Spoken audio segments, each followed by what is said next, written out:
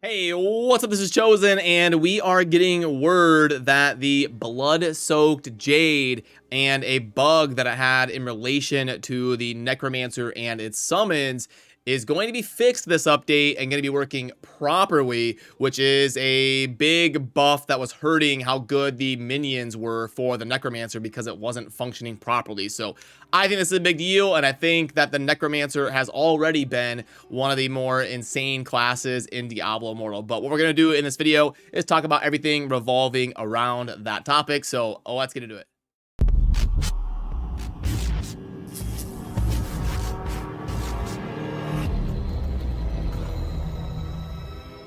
Alrighty, now right out the gate, a refresher course on the Blood-Soaked Jade. If some of you are not using it, it is one of the best and most universally useful gems in the game. Because of that, it's been basically max price in the trading market ever since Diablo Immortal's release. I use a 3-star version of the Blood-Soaked Jade here in my weapon slot, you can see. And what it does is increase all damage you deal while at full life, and then also with a bonus while at low life, and you get movement speed and take reduced damage while below half life here on mine. So it's just insanely generally useful. It's just good in every build, in every situation. You're getting things like movement speed and extra damage and damage reduction. So because it's so just generally good, I've always said that it's probably one of the gems that is the most safe against being power crept out of relevancy. So it's always a good gem for you to invest in. If you're wondering like, oh, I've only got enough resources to invest in one gem, I would probably recommend as a universal rule to start with the Blood-Soaked Jade. But then if we pull up the tier list from our website over at diablopro.gg, which by the way, we have to update this soon here in the next couple days. What we do is we update our overall class tier list once a month, every release of a new battle pass. We tweak the numbers and make sure we're keeping this accurate. So I'm going to get a video out pretty soon here with season 6 and updating the overall class tier list, the overall legendary gems tier list, and try to keep all of those resources as relevant as possible. But you can see here we've got the necromancer easily at number 1 in terms of how we grade things in an overall capacity between how good they are at leveling, how good they are in challenge rifts, how good they are in PvP. We grade them over a wide variety of things, and then it boils down to one number based on a sliding scale for how different areas of the game are weighted against each other. And the necromancer grades out almost a full point above any other class. And now the necromancer is going to be even stronger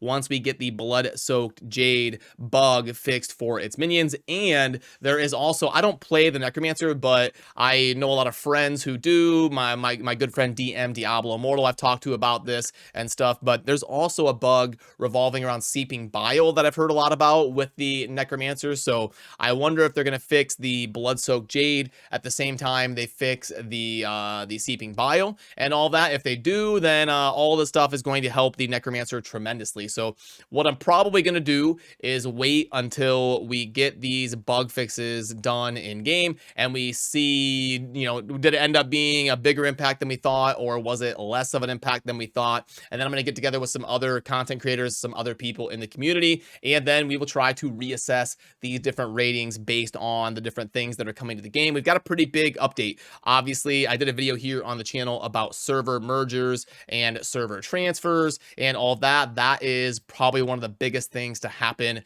to Diablo Immortal. Usually, I did a little bit of research on other games like New World and stuff, and a lot of times these games that are server locked, they will introduce some sort of server transfer merger mechanic in that 4 to 6 month window, which ended up being the case for Diablo Immortal. It came out back at the start of June, and then we went July, August, September, October. It's been about 4.5 months. We're coming up on about 5 months. So about right in that time frame of when we would have expected server mergers to be happening. And that is not all. We're also getting a bunch of new legendaries and stuff that we'll have to dive into the different essence effects and see if there'll be more diversity of builds, more opportunities for classes to really unlock some potential builds and potential power in different areas of the game that would shake up something in the context of an overall tier list. So yeah, it's going to be a big update, and it's one of the more exciting times that we've had in Diablo Immortal for about the last 2 months.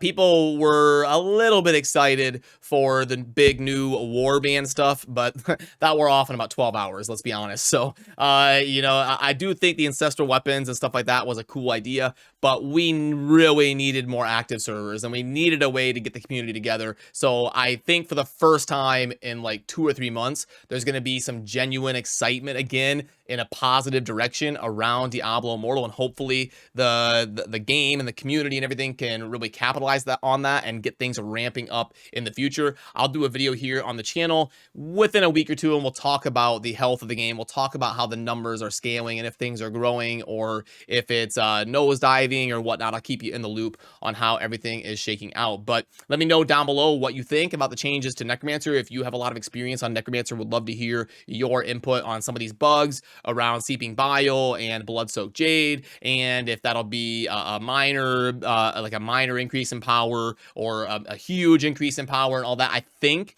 that it can only be a massively positive thing for the Necromancer and for a class that is already kind of regarded as the best overall class in the game. It's going to be pretty insane to see that take hold and make them probably even better. And not only that, but if you disagree with the order of how the classes shook out in terms of an overall rating, definitely let me know that as well. I am always open to the most amount of input as possible to try and slowly over time make resources more and more accurate as we learn more and more together as a community. But yeah, that'll do it for me in this one. As always, remember to subscribe on your way out if you enjoy Diablo content, and I will see you soon in the next video. Have a good rest of your day. Thanks for watching. Peace.